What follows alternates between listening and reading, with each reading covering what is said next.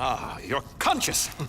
Good. I'm hosting the Mary Shelley's Frankenhole mini Halloween marathon tonight, so I figured I'd drug you, hook your brain up to this demented brain, and show you some violent images from next season. Like this.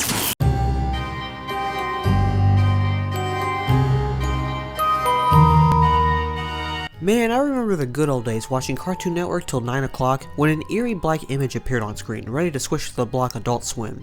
And you know when things were starting to get crazy. This is where boys became men. You got a little tougher when watching this block. And honestly, this was a lot of children's first times watching something more mature than they're used to. I'm sure a lot of parents didn't allow their kids to watch South Park, or Family Guy, or Beavis and Butthead, and were probably unaware of Cartoon Network's late night programming.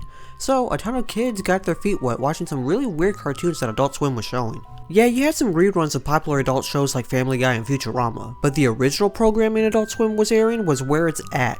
You had Aqua Teen Hunger Force, Venture Brothers, Robot Chicken, heck, even newer shows like Rick and Morty, Invincible Fight Girl, and Smiling Friends have already gone extremely popular and are staples to the network. Yet the more interesting ones on Adult Swim are, funnily enough, the obscure, weirdly animated shows that probably only got one season and barely anyone remembers. You got shows like Xavier Renegade Angel that looks like a bad PS1 game with a very stoner's edge to the dialogue.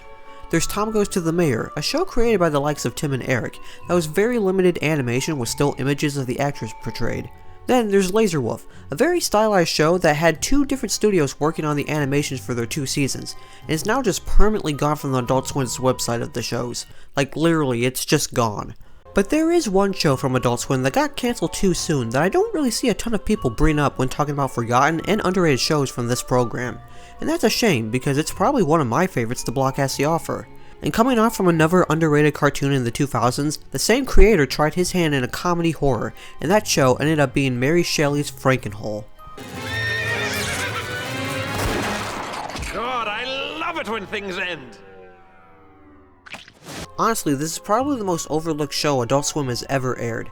Everything from the gothic tone to the cutout puppets they use to animate, the humor is inventively funny. And yet, barely anybody remembers it. Now, this show was created by Dino, look, I'm not even gonna try to pronounce this guy's name. Look, if you've ever watched the show Community before, this guy basically played Starburns. Mush! Mush! Mush! Yeah! Mush! No, run! Now, besides this role, he's produced and wrote for Community as well, including 2 animated episodes that have been fan favorites for the show, Abed's Uncontrollable Christmas and G.I. Jeff. But before his stint on Community, Mr. Dino actually made his first animated TV series for Adult Swim, a satire on the religious fundamentalism of Christian life, and that was Moral Orel.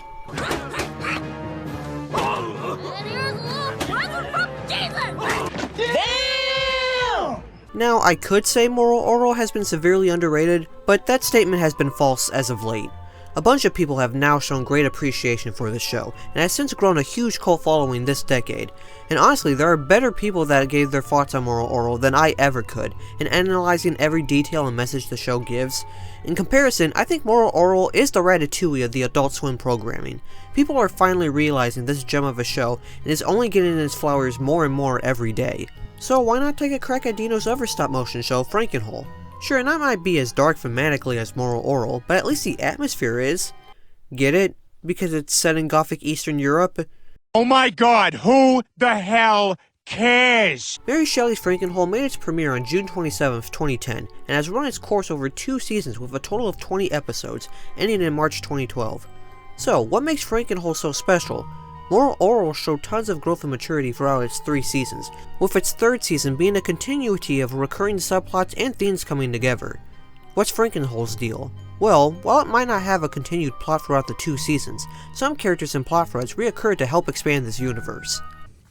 How about this fellow, P. Diddy? Diddy, come on out! But I'm getting ahead of myself. What is the show even about? Well, you could probably guess from the title, this has something to do with Dr. Frankenstein. Shouldn't be a surprise here. Dr. Victor Frankenstein has somehow found a way to master his immortality, leaving him to be one of the most successful and important people in history. Therefore, a bunch of historical figures and celebrities want to find him to seek their services to him, which gives Frankenstein the idea to create his own wormhole, or in this case, Frankenhole, which allows people from the past, present, and future to reach him. It's also noted that the time period our scientist resides in is full of monsters and supernatural forces like werewolves and vampires, which fills in that classic horror that many tales are based on. Hey, little chicken, want some food there? I'll give you a little corn. You little chicken. Give me a thank chicken. you? Yeah, Is this a chicken Here you thing? go. Are you calling me a chicken? I seriously can't tell. Now I gotta say, I love the stop motion style that they give the characters. Most stop motion puppets are the usual claymation ones you see, like with Aardman Animations, and even Moral Orel was a claymation style show. But Frankenhole really has that paper mache-like style that kinda reminds me of later Leica films. I like how these characters' mouths kinda look like paper bag puppets with how they talk, and their movements feel really fluid here too, with their loopy arms moving like they're made out of spaghetti. Also, their eyes are literally real eyes cut from a magazine and pasted on the dolls to whatever emotion they're bringing out. Honestly, these are probably my favorite stop motion figurines just for their style and uniqueness alone. Mr. Dino and the production company William Street should really be proud here. I just wanna die. My God, at least kill him for my sake. Stay out of this, old lady. So with the horror-inspired aesthetic of the show and the random episodic nature that takes place, this leaves room for great character dynamics that just hit that sweet spot when watching, and each character has their own moments to shine as well. Our main guy, Victor Frankenstein, is pretty much the star of the show, portraying so many complex personalities in the show. His arbitrary skepticism and acceptance to the horror around him makes him enjoyable, since his deadpan humor comes out when dealing with certain monsters or historical figures. This is a revolutionary new serum. Serum? It makes a human into the worst version of its true self. What's it called? Marriage? You know, there's a lot of He really doesn't like anyone, and that plays off certain characters he interacts with.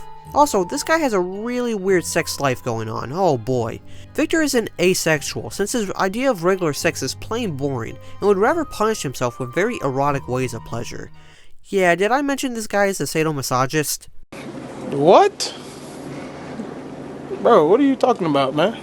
Now this upsets Victor's wife Elizabeth, who is just sexually starved all the time. Elizabeth is also immortal, just like Victor, even though she never asked to be, and having a husband who willingly refuses your love and vulnerability will lead you to do some questionable things. Elizabeth acts motherly towards her two senior children, but has also started an affair with one of Victor's nemesis, Count Dracula, to get some excitement every once in a while. Victor and Elizabeth's marriage really shows how a faulty relationship can go. Early on, Victor became obsessive over Liz and secretly gave her the immortality serum in order for them to be together. But later on, or should I say instantly, got bored and annoyed by her actions of showing lust and being motherly towards their children whom he hates. And how about those children, huh? Look at them. Look at those pruny, wrinkly corpses. How do you do, fellow kids? Yeah, these two never got the serum to make them immortal, and just started aging like a couple of yucky yams. With Elizabeth pleased towards having more children, and Victor thinking more about creating life with experiments than with a woman, you can definitely tell Victor doesn't give a schlat about these two, and this also leads the brothers to become bitter at the parents for not letting them stay young. Come into the castle and clean your rooms. Coming, mother. Then we have Victor's assistant, Professor Polidori. Polidori is also immortal, before Victor even made his serum, and often acts as a voice of reason, mainly being Victor's conscience on how to deal with certain situations. Polidori is pretty quiet and keeps to himself most of the time, with his relaxed attitude, but isn't afraid to show a sinister side to him, like wanting to resurrect Victor's dad just to kill him again. It's ridiculous. Just hear me out. It's pointless. Without merit, may we move on? I could sew her a stunning bridal gown in taffeta and lace. You just want to play dress-up. And her hair. Ooh, I have ideas. Also, it's very heavily implied Polidori might be a homosexual, considering his proper and classy look, his kinks that he's very open about, and his somewhat flirty nature with Victor himself. Now leave me alone. You know I have shy bowels. I wager they're just falsely modest. Weirdo. Somebody come tip her, she's dancing like a stripper. Somebody come get her. Okay, alright, no more. We also have Victor's monster, or Creation as he likes to call himself. Proving to just be another one of Victor's servants, Creation's aspect on life has been cynical, as he has shown no respect towards his master and is also annoyed by his antics of helping out. It's also sad to know the whereabouts of his bride having a disdain for him, and keeping him away from one of his greatest fears, fire. She was made for me. I don't see no ring. I rejected him. Then there's Duff himself, who's actually played by creator Dino. Angry at the immortality Victor has, Duff goes out of his way to try to bother him at any cost. He tries to scare Victor by threatening to take away his two elderly children away, and ends up getting no respect from Victor whatsoever. Why do you hate me? Don't take it personally. I don't like anyone. So you do hate me. I don't like anyone. You don't give me the respect I deserve. A matter of fact, Def has just been catching strays throughout this whole show, being belittled by Victor and the rest of the crew, being called a goofball, and just stressing out over his job. He just wants respect, and sometimes when dealing with other immortals like yourself, it can be a pain in the backbone. It's my weekend with the kids. Other minor characters include Count Dracula, the nemesis of Victor, and Elizabeth New Flame, who is surprisingly very PC, even if he drags Elizabeth with insults. Igor, a very childlike version of the character, with their famous catchphrase, "You got it." The Wolfman, who really wants to unalive himself due to his immortality and just an annoyance to the whole village. Joe, a vampire hunter who surprisingly gets along with Victor, further distaste for vampires. Blanket, the actual son of Michael Jackson, who happens to run the tavern where monsters and humans coincide. Dr. Jekyll, another one of Victor's rivals who happens to admire him without the same appreciation like Death. And also, this mummy, also voiced by Dino, a stand-up comedian who only has this one joke. That's what I get for being all wrapped up. A cue from mummies and wrap things up. I'm really wrapped up in your cookies. I'm all wrapped up right now. Ra is pleased by this. So yeah, a lot of pretty memorable characters here, and the different story elements throughout this 20-episode show really pose no stops at throwing some zany and disturbing jokes and plot points. Now the first and second seasons definitely have different shifts in their storytelling and limelight of the characters, with the first season being more episodic with Victor's assistance with historical figures and celebrities, and the second season showing more world building with the primary and secondary characters. The first episode sees recently appointed President Lyndon B. Johnson wanting to switch bodies with JFK in order to become more attractive with the ladies, and another episode sees Thomas Jefferson wanting the same thing, but changing his junk with a more, peculiar color. Actually, I don't want my penis bigger, per se. I want it replaced entirely with that of a Negro. Now that I think about it, most of these Season 1 episodes really show Victor's clients being so sex-deprived and hungry for dominance, that it kinda shows how normal the usual monsters in Eastern Europe act. I mean, you have people like Adolf Hitler and Ron Howard who make some pretty disturbing choices that backfire in their episodes. Even the legendary Mahatma Gandhi gets himself mixing blood with Dracula and turning himself into a vampire in order to sway the ladies that admire him. Maybe the actual humans are the real monsters themselves. Now, Season 1 does have a few episodes that don't follow this formula. Like I mentioned before, there's this whole back and forth with Victor and Death foiling each other with the failed demise of Victor's old children, and Death just being a perfect counter to Victor's smug self. We also get more insight into the Wolfman and how he himself caused his whole predicament of turning himself into the werewolf. And there's also the recurring theme of Victor and Elizabeth's relationship as a whole, with one showing more empathy towards the people around her, and Victor being the most narcissistic man on the planet. However, there is one episode that never made it on air, and has once been considered lost media. Episode 2, Mother Teresa. Mother Teresa? Yes, please. Now, it's unclear why this got cut to show on Adult Swim. It might be because of the depiction of Mother Teresa. It might be the abortion dialogue, or the unexpected, misconduct. Now, Mother Teresa actually shows up in brief appearances throughout the series, but this episode has forever been unseen by the public, until someone found the lost episode on Reddit of all places. They do, however, keep the Invisible Man plot and later repurpose it for a later episode in Season 2, and I think that was the right call there. Now, Season 1 is pretty good, showing you the setting of the world and how our characters interact in certain situations while maintaining the Frankenhole formula. But Season 2 takes that and makes it much grander, exploring more of Eastern Europe and having a bunch more characters to shine, and just the abundance of world building here is really refreshing. Now, there is the absences of certain characters this time around, like the werewolf only being a brief background character, Mother Teresa being completely wiped out, but the major disappearances of Victor's geezer sons are gone as well. Maybe Death finally took them away, those whiny cabbages. But this now leads to more iconic characters in the show to shine, like the vampire hunter Joe and Dr. Jekyll. In fact, both of these two appearances are definitely some of the highlights of Season 2. Joe being a true patriotic lover of America, slaying vampires left and right, only for him in one episode killing off the founding fathers that happened to be vampires, leaving him despaired. Well, General Washington, I guess that's what we're about to find out.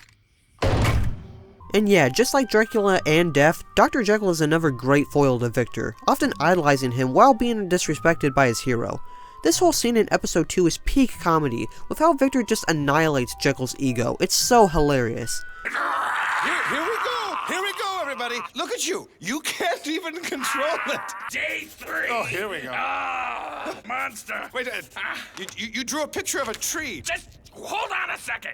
Plus, they kinda ditched the whole client situation, as there are no one that seeks Frankenstein's help in their dilemma. This leads to some of the more creative episodes that the show has to offer, like entering a scary monster contest, competing in this wacky racist-inspired monster rally, getting revenge on the vampires for making a ruckus at a movie theater, you name it. And there are a ton of cameos here as well, like David Cross playing a fictionalized version of the Belushi brothers, and Ken Jeong just voicing every character on this Godzilla parody, including this very stereotypical Japanese monster suit in which he takes off to accept an award. Raise your hand if you have a terminal degree. I didn't think so. Ha! Gay! Honestly, I think I prefer Season 2 over Season 1 with the more variety and character interactions the show has. It brings out more humor and zany scenarios that are much more fun than Season 1's formulaic sex-driven episodes. Plus, you still get more of a deep dive into Victor's crazy ego-driven self as we explore more of his characteristics as a character. We still get more of his relationship with Elizabeth, with whose gender is more inferior with the other, the complete opposition on how they treat creation. Heck, the repurposed Invisible Man plot comes back for a revenge story on how Victor is not jealous of men slobbering over Elizabeth, and actually persuades the male population into sleeping with her. But I think the best representation of Victor's psyche is the final episode, Gaston Leroux, as he decides to create a machine that can finally see the real Victor, just to realize the narcissism that he represents, not only to show other people around him, but how he himself sees. That was strange of me. Yeah, well, you're like that. What do you mean? Well, you know, full of yourself, not sensitive to other people's feelings. It really gives Victor an ego complex on how he treats others, and also himself. And I know I referenced this a couple of minutes ago, but really, the message in the show is that the real monsters are the humans themselves, according to Dino himself. In an interview with Adult Swim for the Frankenhole promotion, Dino talks about his bike accident as a child, and how he lives life today as an echo, quoting, "I only exist in 404 error. I am no one any other time. I don't dream anymore. Sleep is now a pitch-black advertisement for death. Guess my brain has plenty to do, staging the short plays of the impossible during waking hours." This part of Dino's life, crashing into a huge tree branch and laying in a stream of water, gives him that sense of warmth and protection, and the echo that Dino brings up gives out a vibration of bliss and liveliness. And this also gave Dino the passion to create. His first show, Moral Orel, really dealt with heavy topics like child abuse, latent homosexuality, and the emotional weight that some characters face. Here, the premise seems more lighthearted on the surface, but the real message is pretty much hidden behind these jokes and style. Everyone has an ego complex, but how it is used is the bigger story. With the historical figures boasting about their accomplishments, Elizabeth's advantages in luring men, to Victor prioritizing himself instead of showing any affection to his wife and kids, and belittling anyone beneath him, really shows the true human nature of these characters, and whether or not they see themselves as the horrible beings like the rest of the cast. Why art thou eating in lonesomeness? Because it's the saddest thing I could think to do. Ever since I was a child, I thought, nothing is more heartbreaking than someone sitting alone, consuming. So mortal. So pathetic. But then again, this can also just be another silly cartoon for teens and adults to enjoy. Not everyone will stick with the humor. It does have that South Park edge in their writing, but if you enjoy the black comedy that is Moral Orel and want to support Dino's other works, then Frankenhole is definitely right up your alley. I mean, I got into it for the style alone, and ended up staying just for the lovable characters. And with so less people talking about it, I dare say that this is Adult Swim's most underappreciated show that has ever come across in adult-oriented animation. Period. I'd need a silver bullet. Here's one. Don't blame the moon.